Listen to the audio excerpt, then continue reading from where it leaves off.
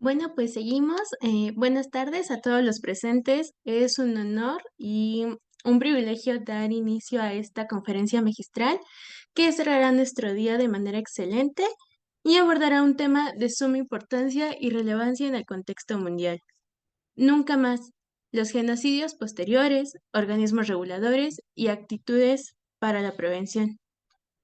Hoy tenemos el honor de contar con un distinguido maestro y experto en el tema, el maestro Carlos Lepe, quien es licenciado en Filosofía por la UNAM, maestro en Humanidades por la Universidad Anáhuac, posee un diplomado en Teología por la Universidad de Salamanca, España, y un diplomado en Docencia Universitaria por la Universidad Anáhuac. Ha participado en publicaciones en torno a filosofía, diálogo interreligioso, valores, antropología y ética. En el año 2018 publicó bajo el sello Nostra Ediciones el libro Para entender la ética. Fue un profesor de la Facultad de Filosofía y Letras de la UNAM de 1995 hasta el año 2000. Es profesor de planta en la Universidad Anáhuac desde 1997, en donde han pasado por varios puestos directivos y por la vicerrectoría de dicha institución. Actualmente es titular perdón, del Centro Anáhuac de Pensamiento Social Cristiano en la Facultad de Responsabilidad Social y cursa el doctorado en Filosofía en la misma universidad. Quisiera recordar a nuestro público que envíen sus preguntas y comentarios por nuestro chat privado, perdón, a lo largo de toda la sesión, las cuales leeremos al final para que el profesor Carlos nos ilumine. Sin más preámbulos, demos la bienvenida al maestro Carlos Lepe. Por favor, el escenario es suyo. Muchísimas gracias, muchísimas gracias. Buenas tardes a todos. Quiero en primer lugar agradecer la invitación al comité organizador, a todas las instituciones, personas, proyectos que están involucrados en este magno evento. La realidad es que tenemos la fortuna de que se haya podido realizar, en la modalidad virtual, lo cual permite también que personas de otros países inclusive se puedan sumar a esta iniciativa. Así que, pues, agradecer muchísimo la invitación y arranco de inmediato. Arranco de inmediato hablando sobre nunca más los genocidios posteriores, organismos reguladores y actitudes para la prevención. Esta comunicación académica se ubica en dos contextos que se intersectan naturalmente. En primer lugar, los estudios del Holocausto, particularmente bajo el enfoque del presente Congreso, dirigido a analizar las perspectivas actuales para un camino hacia la paz.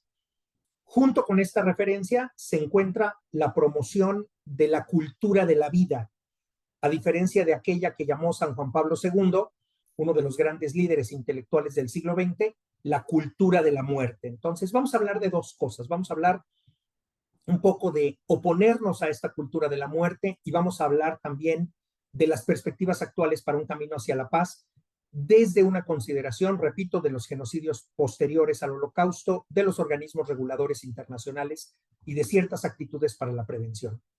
Bien se ha dicho que el siglo XX ha sido el más letal en la historia de la humanidad. Una cifra que con un margen de error importante ronda los 180 millones de muertos en guerras, revoluciones y persecuciones.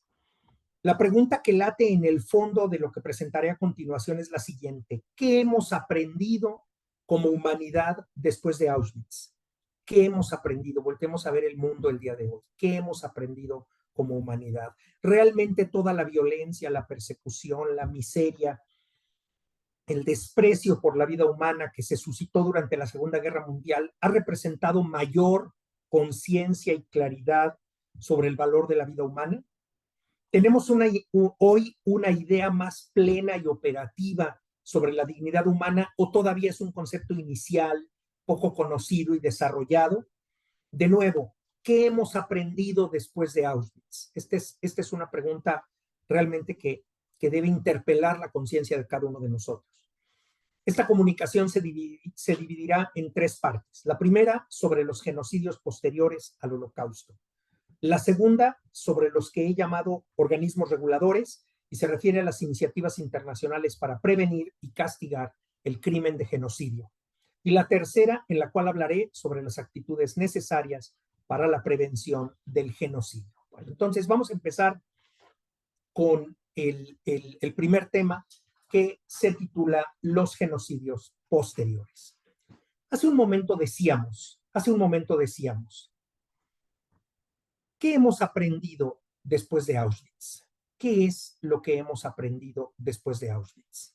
Si revisamos la historia de la segunda mitad del siglo XX, podemos decir que hemos aprendido poco al respecto.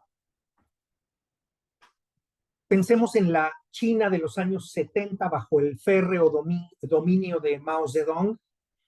La llamada revolución cultural de estos mismos años 70 no solamente fue motivo para una transformación acelerada de China desde una cultura ancestral a una industrializada y moderna, sino que implicó las grandes purgas de los que se identificaban como enemigos del poder. En aquella época se desataron terribles hambrunas en muy diversas partes de China y también se persiguió sistemáticamente a ciertos núcleos de población.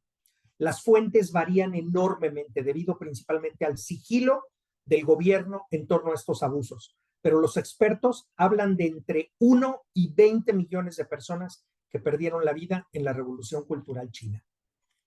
También en los años 70 se instaura en Camboya el régimen del Khmer Rouge, el Partido Rojo, bajo la mano de hierro de Pol Pot, quien está convencido de que la nueva Camboya no necesita a aquellos que han recibido privilegios de regímenes anteriores, incluida la educación.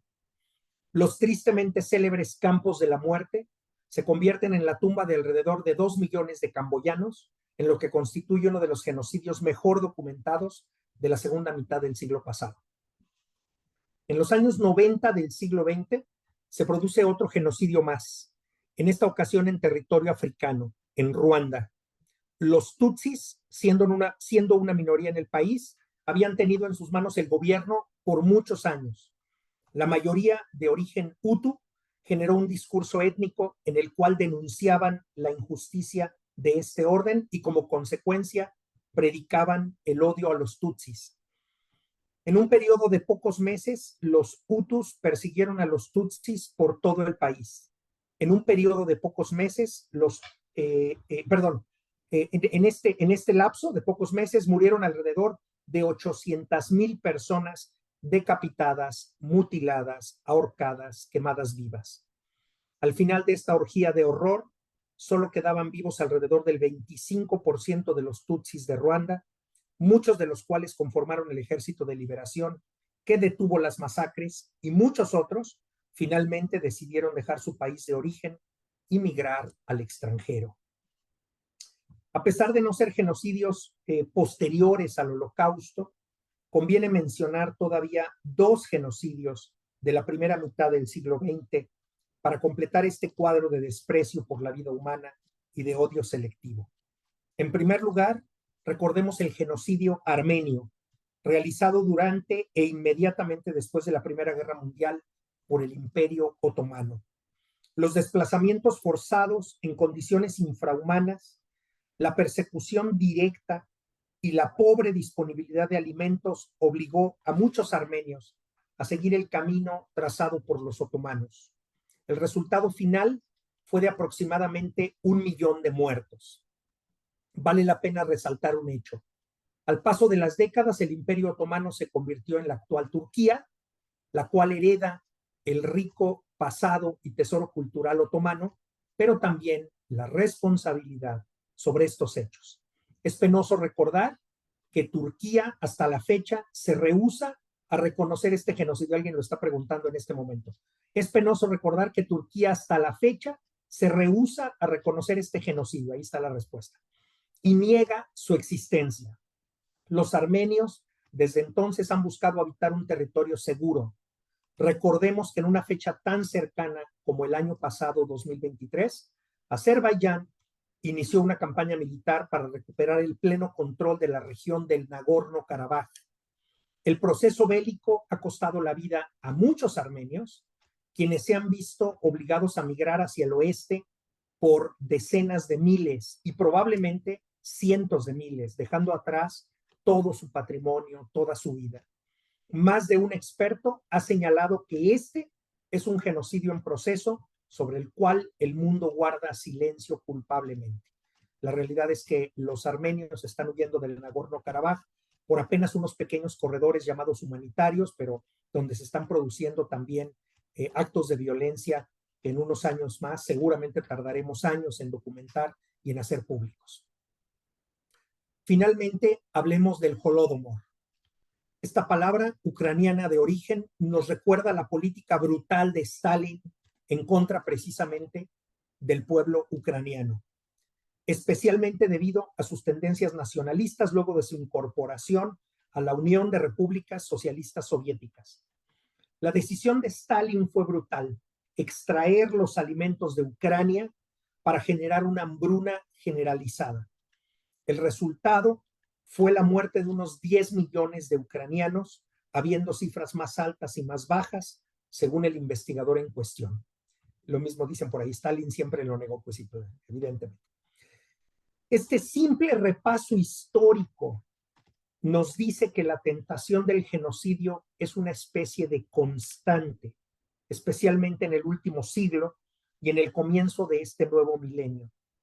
La aspiración a un poder omnímodo se concreta en un aparato estatal fuerte, el cual se utiliza en contra de aquellos que son identificados como un peligro para la comunidad o quienes francamente se manifiestan en contra del poder establecido.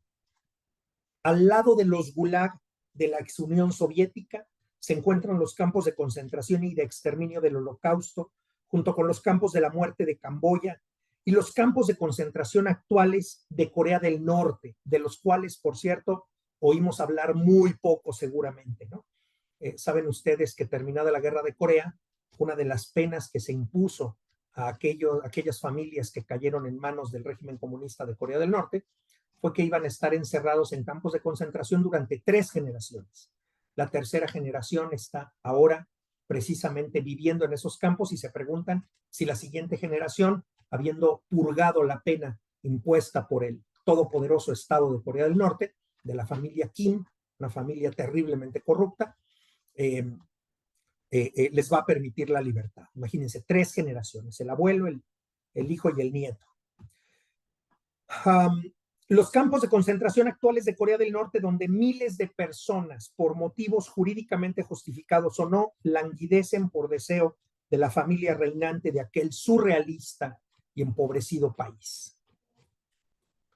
La vida humana sigue siendo indisponible para los poderosos. Existen grupos humanos vulnerables que están expuestos al exterminio sistemático.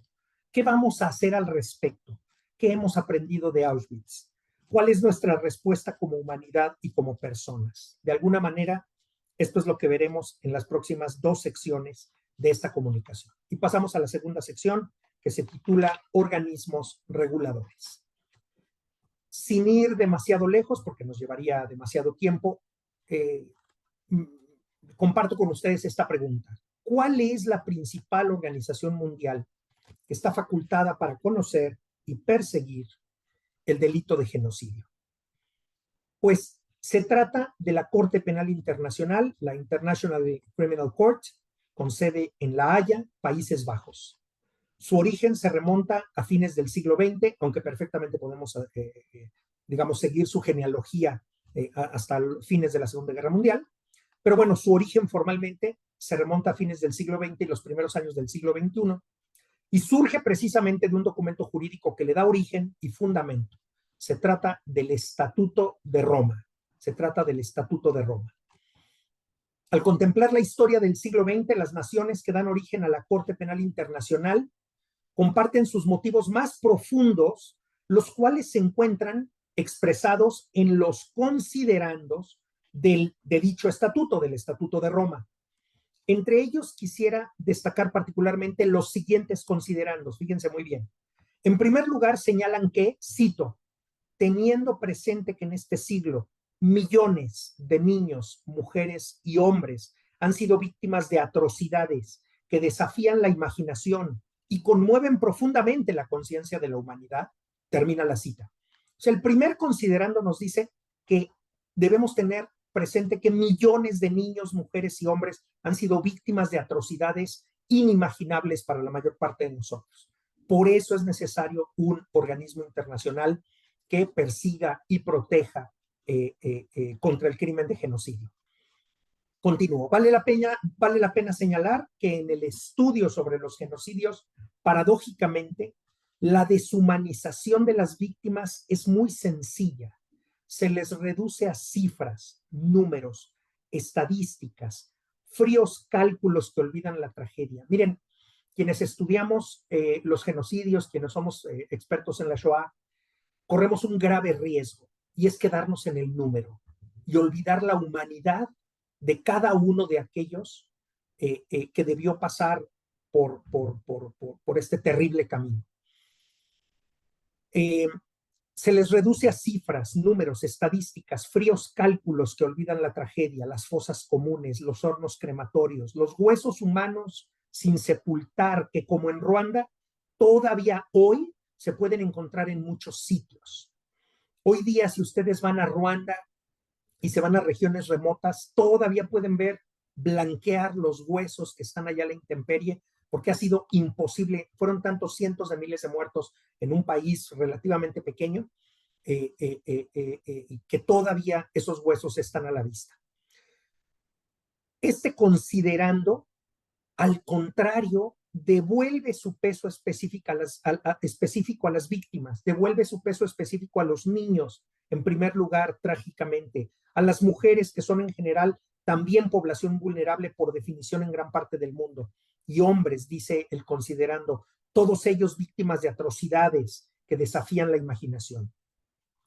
Otros dos considerandos señalan lo siguiente, cito, reconociendo que esos graves crímenes constituyen una amenaza para la paz, la seguridad y el bienestar de la humanidad, termina la cita, y de inmediato leo otro, cito, afirmando que los crímenes más graves de trascendencia para la comunidad internacional en su conjunto no deben quedar sin castigo, subrayo, no deben quedar sin castigo estos crímenes, y que a tal fin hay que adoptar medidas en el plano nacional e intensificar la cooperación internacional para asegurar que sean efectivamente sometidos a la acción de la justicia. Termina la cita. Y a este respecto quiero comentar con ustedes. La llamada desnazificación de Alemania fue un proceso sumamente complejo y defectuoso. Una enorme cantidad de soldados nazis, muchos de ellos de élite, lograron engañar a las autoridades de la ocupación, trátese de estadounidenses o soviéticos, y lograron muchos de ellos, por el resto de su vida, dejar atrás los actos terribles que ordenaron, realizaron o permitieron durante la guerra. ¿Qué podemos hacer para que esto no vuelva a suceder? ¿Qué podemos hacer para que esto no vuelva a suceder? Para que estos actos que amenazan de modo directo, como dice el Estatuto de Roma, la paz, la seguridad y el bienestar de la humanidad, no se repitan.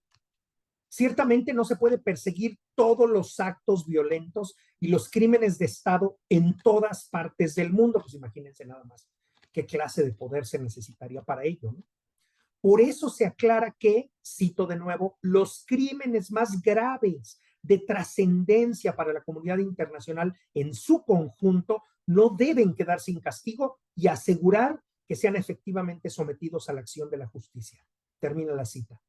Ciertamente este es un ideal del que todavía nos encontramos lejos, ciertamente, ciertamente. Esto no está pasando y esto, la verdad es que es todo un tema complejo.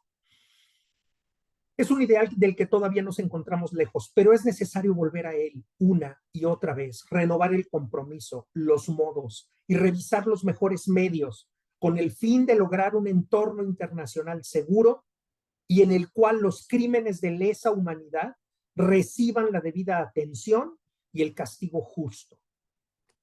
Una cosa es que tengamos instituciones defectuosas y otra cosa es que tengamos que tirarlas a la basura. Todo lo contrario, hay que trabajar fuertemente como humanidad para que estas instituciones desarrollen verdaderamente la capacidad y el poder y la pertinencia y la posibilidad que requieren. Todavía en otros considerandos señala el Estatuto de Roma, decididos a poner fin a la impunidad de los autores de esos crímenes y a contribuir así a la prevención de nuevos crímenes, termina la cita, y cito, recordando que es deber de todo Estado ejercer su jurisdicción penal contra los responsables de crímenes internacionales, termina la cita. Ahora, les comento, estos dos considerandos nos recuerdan hechos fundamentales. Estos dos considerandos nos recuerdan un par de hechos fundamentales. El primero, ya señalado previamente, la escandalosa impunidad de los crímenes de guerra y de los genocidios en el siglo pasado. Y para personalizarlo más, diría yo, la escandalosa impunidad de los criminales de guerra y de los genocidas en el siglo pasado. Prácticamente todos ellos murieron en paz, murieron serenos, se fueron a otros países, que algunos de ellos los recibieron escandalosamente. Por otro lado, que el propósito de castigar a los autores de crímenes internacionales solo es posible por el compromiso de los diversos estados firmantes. Otra vez, ¿qué fue lo que sucedió el siglo pasado? Pues que algunos países protegieron a los nazis, les dejaron generar nueva documentación para darse una nueva identidad. El propósito de castigar a los autores de crímenes internacionales, repito, solo es posible por el compromiso de los diversos estados firmantes. Esto no puede ser obra de unos cuantos, sino de la comunidad internacional. Ahora bien, formalmente, déjenme dar un paso más, la Corte Penal Internacional queda facultada para conocer y perseguir el delito de genocidio en el artículo número 5 del Estatuto de Roma, el cual, en su artículo 6, define del siguiente modo, y cito, a los efectos del presente estatuto se entenderá por genocidio cualquiera de los actos mencionados a continuación. Pongan mucha atención. Cualquiera de los actos mencionados a continuación justamente se entenderán como intento o realización de genocidio. Dice, cualquiera de los actos mencionados a continuación perpetrados con la intención de destruir total o parcialmente a un grupo nacional, étnico, racial o religioso como tal. Inciso A, matanza de miembros del grupo. Inciso B, lesión grave a la integridad física o mental de los miembros del grupo. Inciso C, sometimiento intencional del grupo a condiciones de existencia que hayan de acarrear su destrucción física, total o parcial. Inciso D, medidas destinadas a impedir nacimientos en el seno del grupo. Inciso E, traslado por la fuerza de niños del grupo a otro grupo. Termina la cita. Luego de esta enumeración, que sería doloroso detallar y ejemplificar con casos actuales, conviene señalar que el concepto de genocidio se encuentra sometido a una doble tensión. Aquí hay una doble tensión en el concepto de genocidio. Por un lado, a una peligrosa banalización. Por otro lado, a una lamentable reducción. Comencemos por este segundo, por la reducción. Parecería, al menos en el imaginario social, parecería que el genocidio se refiere a la muerte de muchas personas. Si en un acontecimiento dado están muriendo muchas personas, entonces podemos decir, oh, aquí hay un genocidio. A ver, cuidado, cuidado. El delito de genocidio está claramente tipificado. Repito, parecería que el genocidio se refiere a la muerte de muchas personas. Bastaría con identificar ciertas matanzas masivas para declarar que hay una intención genocida. Como podemos ver, el genocidio no se tipifica solo por la muerte directa de personas, sino por muchas otras acciones, todas ellas encaminadas a, cito, destruir total o parcialmente a un grupo nacional, étnico, racial o religioso como tal. Sería lamentable mantener en el imaginario colectivo que un genocidio se reduce al asesinato en masa. El Holodomor es genocidio en tanto que, como lo señala el Estatuto de Roma, somete intencionalmente al grupo, en este caso la población ucraniana, a condiciones de existencia que hayan de acarrear su destrucción física, total o parcial.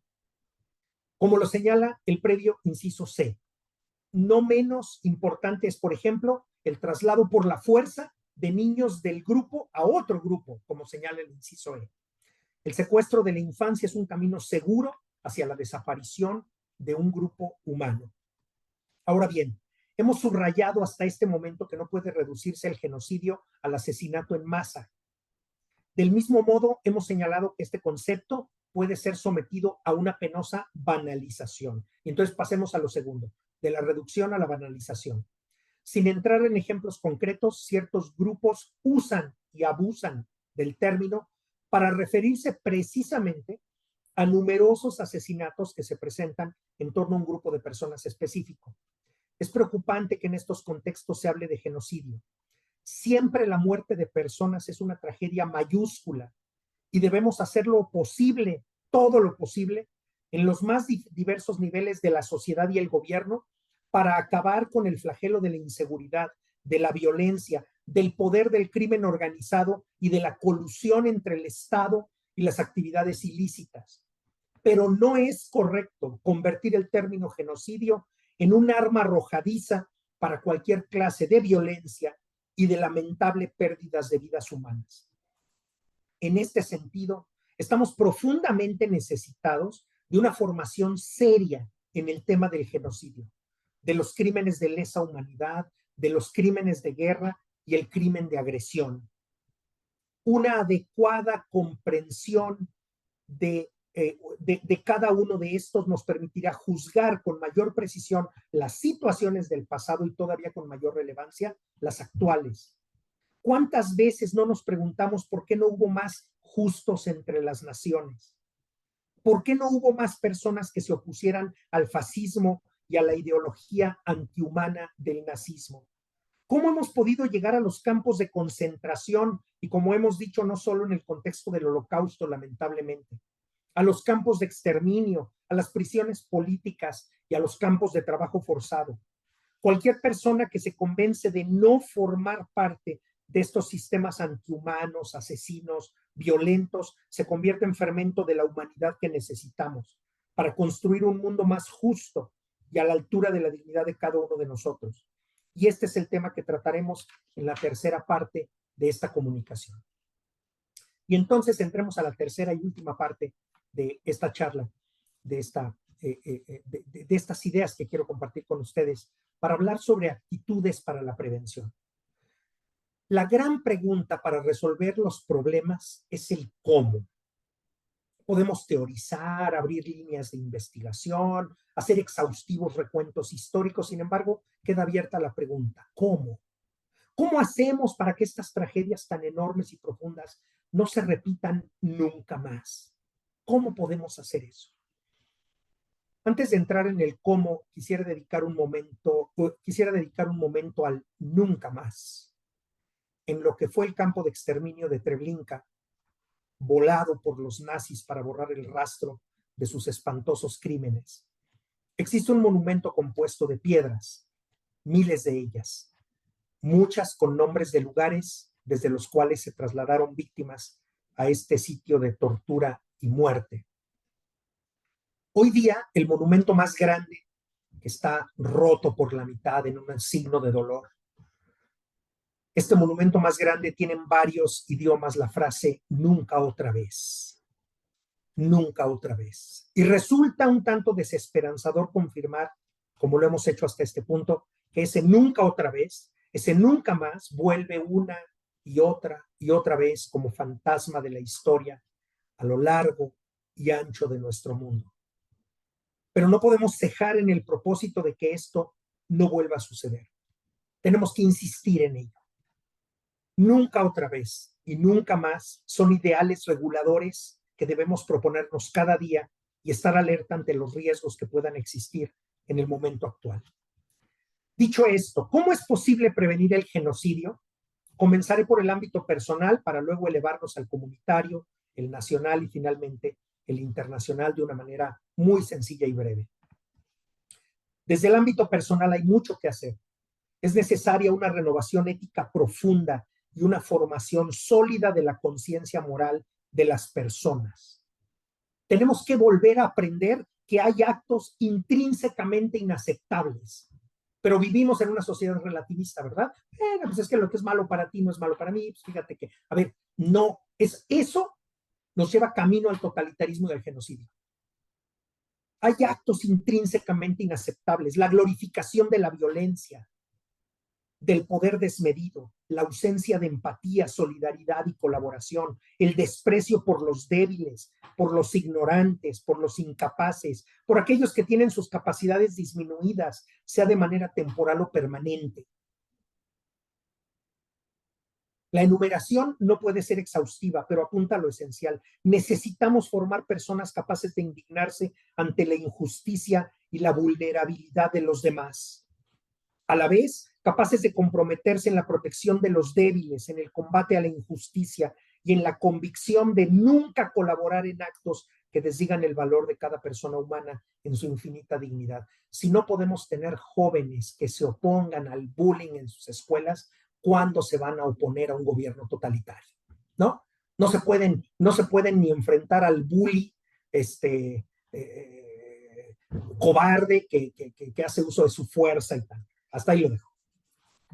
Respecto del nivel comunitario, es necesario reconstruir el tejido social en todos los sentidos posibles. Ciertamente hay que conformar comunidades más cercanas y fuertes. En las grandes ciudades se vive en el anonimato. Las personas llegan a una comunidad, pueden vivir por años en ella y dejarla sin conocer más que unas cuantas personas. Este anonimato en el contexto de un riesgo de muerte es un obstáculo casi insalvable. Al contrario, las comunidades fuertes y sólidas son capaces de tutelar a sus miembros perseguidos y más débiles. Recordemos en este momento, sin entrar en detalles, al heroico pueblo danés durante la Segunda Guerra Mundial y su impresionante protección a los judíos perseguidos bajo el régimen del invasor nazi. Comunidades fuertes, comunidades solidarias. Del mismo modo, la reconstrucción del tejido social implica el esfuerzo de desarrollar habilidades sociales que se manifiestan en la caridad, el altruismo, el voluntariado, la acción social. Una comunidad egoísta es una comunidad capaz de sacrificar a otros para su propio beneficio. Al contrario, una comunidad volcada a los más necesitados es capaz de poner en riesgo sus privilegios con tal de rescatar a aquellos que se encuentran en peligro. Sabemos que esto parece un ideal inalcanzable, pero la historia, como lo hemos mencionado, nos ofrece ejemplos de que es posible. Hay que poner los medios para que priven las fuerzas de la unidad y el encuentro antes que las de la división y el desprecio. En torno al ámbito nacional, el cómo lo quisiera reducir a lo siguiente. No existen tragedias lejanas. Repito, no existen tragedias lejanas. Lamentablemente existe una falta de objetividad y de imparcialidad frente a las dificultades que otros enfrentan. Pareciera que la distancia hace perder fuerza a la perentoria necesidad de otros, sea por alimento, por seguridad, por respeto, por condiciones que permitan el desarrollo pleno de su vida. Si somos capaces de ver las necesidades de los demás como un reto y un proyecto para nosotros, los crímenes de lesa humanidad se convierten en un horizonte imposible. Repito, no existen tragedias lejanas. Bueno, eso pasó a 1000 kilómetros de aquí, ya no me toca, ya no me toca. Nos toca. Finalmente, el nivel internacional. Aquí existe un pendiente particularmente grave. La comunidad internacional no parece haber estado hasta la fecha suficientemente atenta a las dinámicas que pueden desembocar en el crimen de genocidio. Por ejemplo, la misma Radio Nacional de Ruanda transmitió durante meses de manera incansable mensajes de denostación en contra de los tutsis. Se les tildaba sin cesar de cucarachas. Se les deshumanizó en el imaginario colectivo y finalmente se hizo un llamado generalizado a asesinarlos sin piedad por ser un peligro para la mayoría hutu. ¿Por qué la comunidad internacional no levantó la voz de alarma ante estos hechos terribles? ¿Qué estamos haciendo hoy en día para monitorear los riesgos de genocidio, de crímenes de guerra, de lesa humanidad. Creo sinceramente que es necesaria una atención integral a los conflictos armados en todas partes del mundo. Ya hablábamos previamente de imparcialidad. Pareciera que un conflicto armado en Europa es mucho más importante que uno en África, pero nuestra convicción humanista nos señala que esto no es así. Pensemos en el genocidio o cuando menos en los crímenes de guerra cometidos en Darfur, en el marco de la guerra en Sudán. En un mundo interconectado es posible hacer denuncias con toda oportunidad. Ciertamente los distractores son muchos. Miren, las redes sociales y la televisión y la radio, los medios de comunicación nos quieren distraídos, ¿no? Quieren que estemos pensando en comprar el teléfono más moderno, quieren que ahí pongamos nuestro corazón. En un mundo interconectado, si bien es posible hacer denuncias con toda oportunidad, ciertamente los distractores son muchos, pero no podemos perder de vista que hay vidas humanas en riesgo, niños, mujeres y hombres, quienes no pueden defenderse a sí mismos y acaso a quienes puede rescatar una enérgica reacción internacional. Entro a unas brevísimas conclusiones.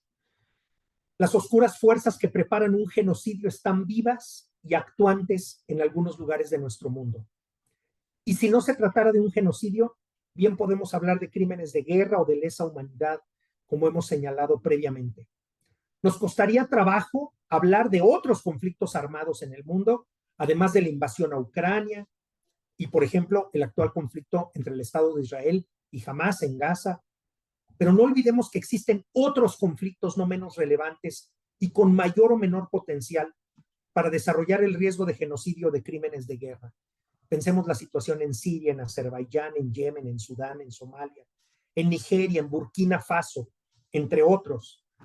El Uppsala Conflict Data Program señala que hay decenas de conflictos bélicos en nuestro mundo activos, en los cuales se producen al menos 1,000 muertes con motivo del mismo por año.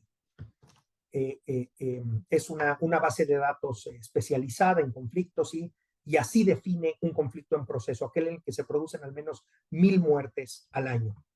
La conformación de un frente contra el genocidio comienza en cada uno de nosotros. El primer coto que es posible poner a la violencia, al desprecio por los demás, al deseo de destrucción de los otros, es un corazón dispuesto a arrostrar las consecuencias de la propia opción por el bien y la virtud. Estos son los héroes que se levantan en medio de los conflictos, los que optan por proteger al débil, por ocultar al perseguido y por oponerse a veces a costa de la propia vida al capricho de los poderosos. En un mundo individualista, hedonista y desvinculado, necesitamos recuperar el valor de la comunidad, del servicio y de la comunión, conformar comunidades de bien donde se creen por el esfuerzo y la aportación de cada uno las condiciones para que podamos vivir en un mundo libre de conflictos y en el cual el riesgo del genocidio sea, hasta donde sea posible, cancelado definitivamente. Bueno, pues con esto concluyo. Muchas gracias. Y si gustan, respondemos algunas preguntas. No sé cómo quieren que procedamos nuestros anfitriones. Estoy a sus órdenes. Bueno, pues agradecemos profundamente a usted por compartir con nosotros su visión, conocimientos e invitarnos a tomar acción a favor de la paz en nuestro propio entorno. Y pues sí, aquí tenemos, abrimos el espacio para algunas preguntas y reflexiones que quisieran hacer. Am, Creo que por aquí hay algunas. Hay una pregunta que dice, ay, Dios. ¿La Corte Penal Internacional tiene jurisdicción en cualquier país? La Corte Penal Internacional todavía tiene bastante amarradas las manos, porque efectivamente su autoridad, para decirlo de una manera muy sencilla, su autoridad entra en choque con otros organismos de seguridad internacional que los grandes países pues tienen copados, ¿no? Pensemos en el Consejo de Seguridad de las Naciones Unidas, en donde cuando se quiere, por ejemplo, censurar la invasión de Rusia a Ucrania, un país miembro permanente del Consejo de Seguridad puede vetar la decisión, que es la propia Rusia, ¿no? Entonces, lamentablemente, todavía hay limitaciones muy importantes. Sin embargo, técnicamente, me gusta mucho la pregunta porque técnicamente la jurisdicción de la Corte Penal Internacional es mundial y lo que tienen que hacer los Estados miembros es saber que ellos también son, digamos, sujetos de responsabilidad de cara a la Corte Penal Internacional, independientemente del poder político y militar que pudieran tener de facto en un momento determinado. Pero bueno, la respuesta es sí, habría que precisarla. Muchas gracias por la pregunta.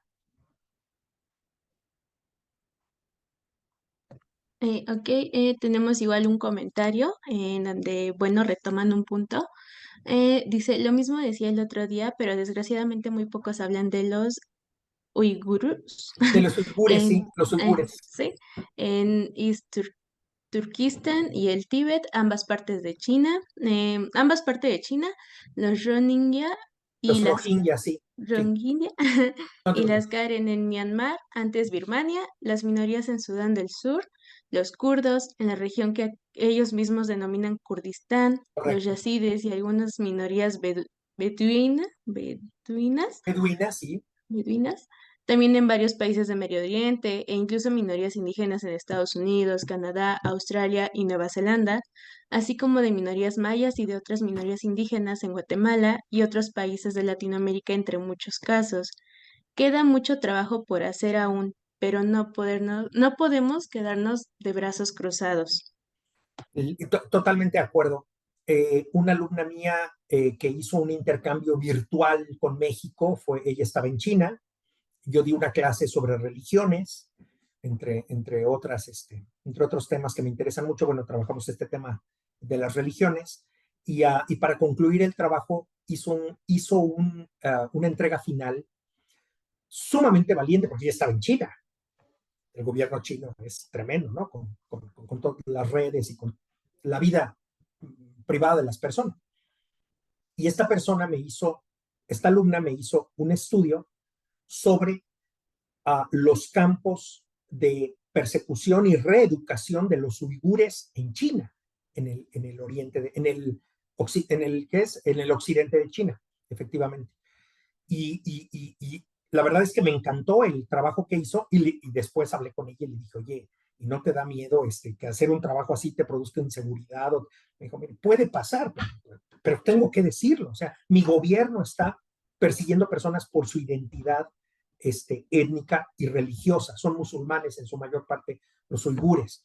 Entonces, pues nada, solo por hablar de los uigures y ya no hablo de los kurdos y todo lo demás que es muy correcto. Gracias por la aportación. Creo que nos abre los ojos a otros aspectos sobre los cuales nos debiéramos mantener muy enterados. Muchas gracias.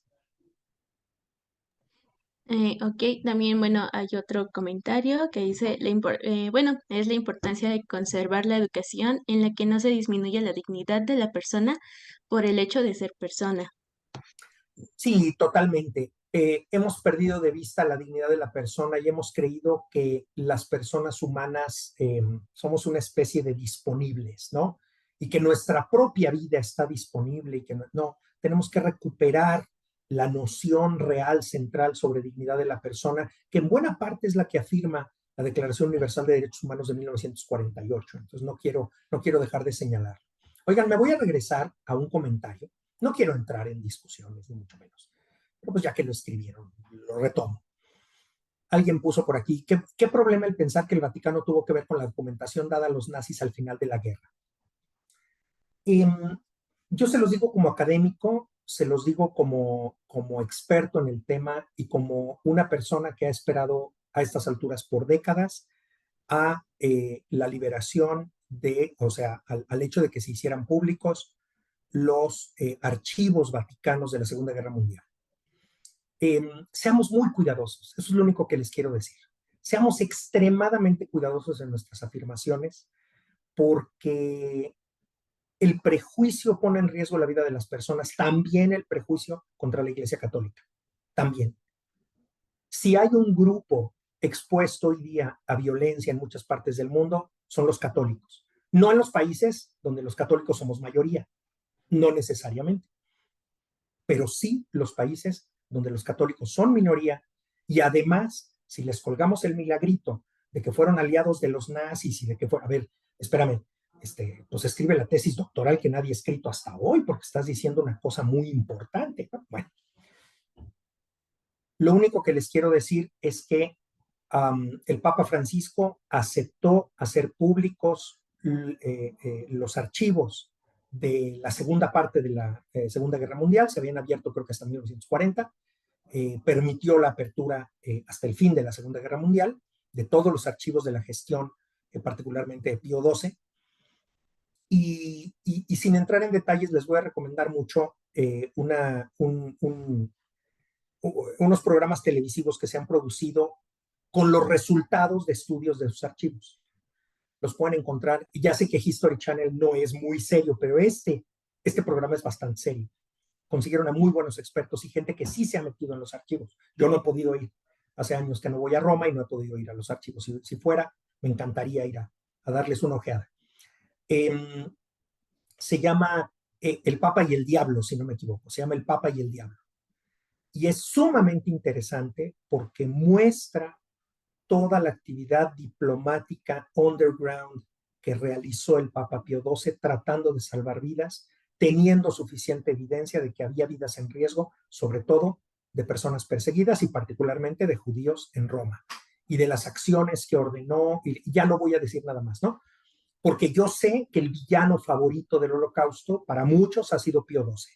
Entonces, volvamos a la sensatez. Tenemos que estudiar los archivos y tenemos que ver qué es lo que sucedió.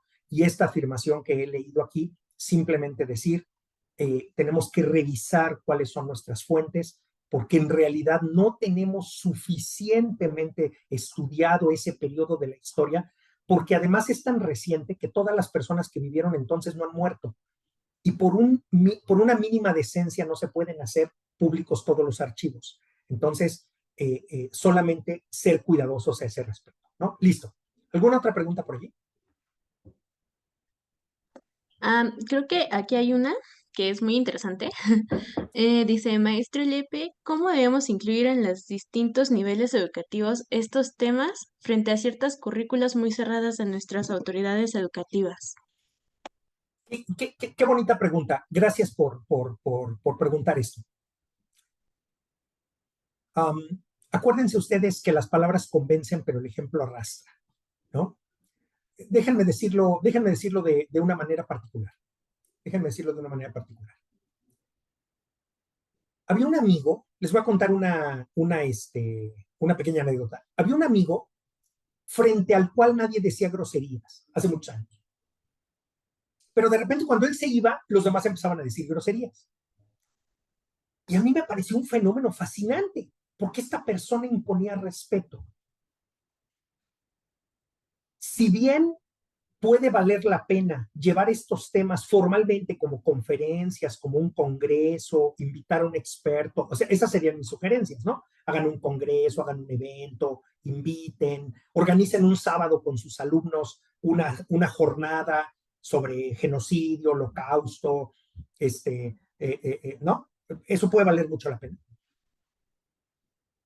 Principalmente, sean ustedes un ejemplo de integridad.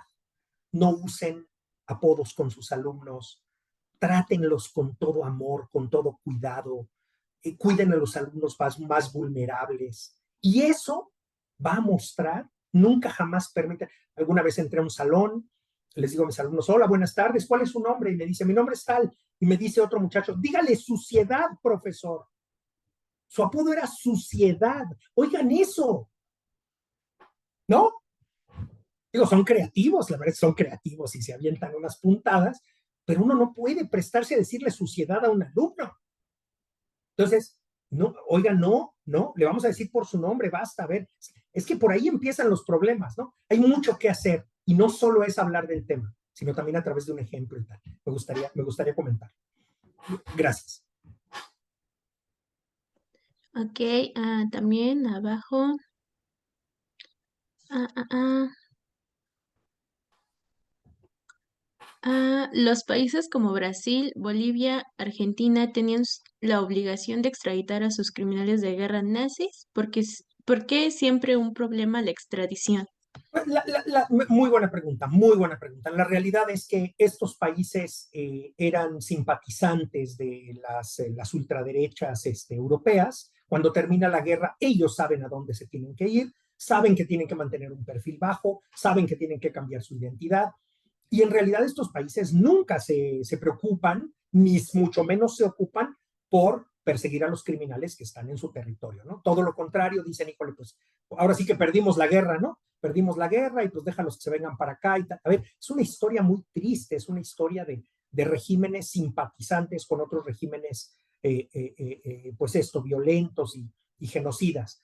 Lamentablemente eso todavía sucede hoy día y los criminales saben a dónde van a tener que salir corriendo si es que les quieren aplicar la justicia internacional y hay ciertos países capaces de recibirlos y protegerlos. Pero bueno, de esto está hecho la humanidad y lo único que tendríamos que decir es, no solo el problema es la extradición, sino digamos la colusión de ciertos gobiernos que procuraron sustraer del ejercicio de la justicia a, en este caso, por ejemplo, ex-nazis que viajaron en gran parte a países de Sudamérica.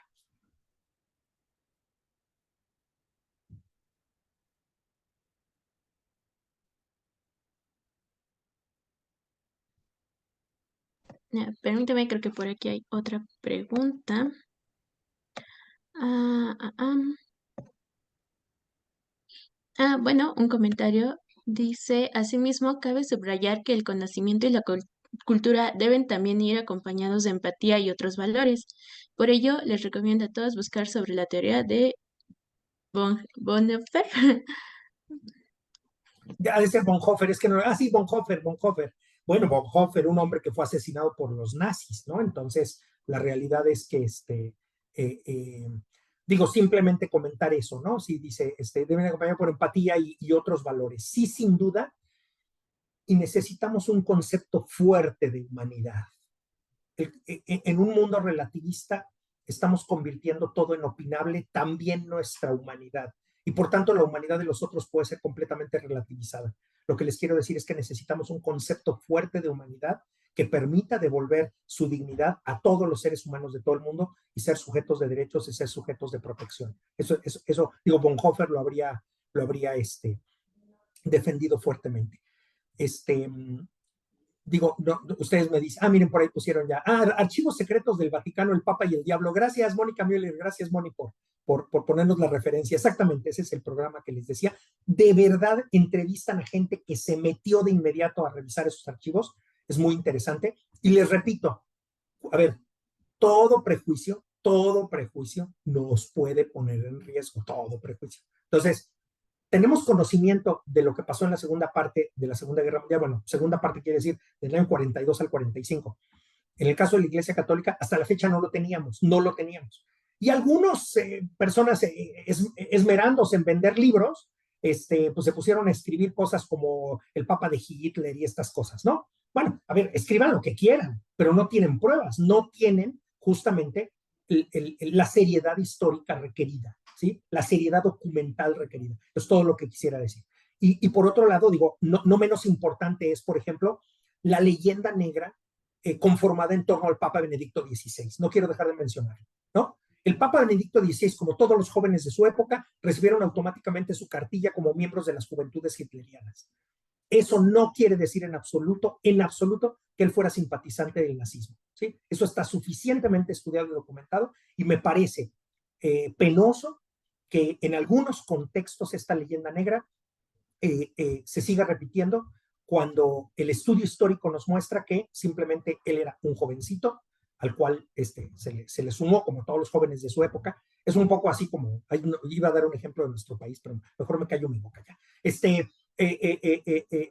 Nada, simplemente se les acreditaba como tales. Benedicto XVI, el joven Joseph Ratzinger, jamás portó un arma, jamás combatió en favor del nazismo, ni mucho menos, ¿no? Entonces, de todas maneras, yo sé, los prejuicios pesan y simplemente decir hay que ser muy, muy cuidadosos, ¿no? Este, muy bien. No sé si tengan algún. Ah, sí, perfecto. Bueno, pues a nombre de todos los presentes, quiero expresar nuestro más sincero agradecimiento a usted, maestro Carlos Lepe, por su enriquecedora conferencia y por compartir con nosotros sus valiosos conocimientos y reflexiones sobre un tema tan relevante como, ah, como el que hemos abordado hoy. Esperemos que las actividades y pensamientos que se llevan el día de hoy los impulsen a ser agentes de paz en su propio entorno y los esperamos el día de mañana para nuestro último día de congreso con eje temático de México y el Holocausto. No se lo pierdan y los esperamos el día de mañana. Muchas gracias. Gracias. Antes de que se desconecten quienes todavía estamos aquí, si quieren salir en la foto, vamos a tomar la foto del día. Y mil gracias nuevamente al maestro Carlos y a todos los que han estado y han permanecido hasta aquí. Tomamos la foto y ya damos por concluido nuestro día de tanto aprendizaje y conocimiento. A ver, voy a dar unos segunditos porque están prendiendo la cámara. A ver, ahí ya estoy viendo algunos. A ver, unos segunditos más. Unos segunditos. Ok, voy a tomar la foto. 1, 2, 3.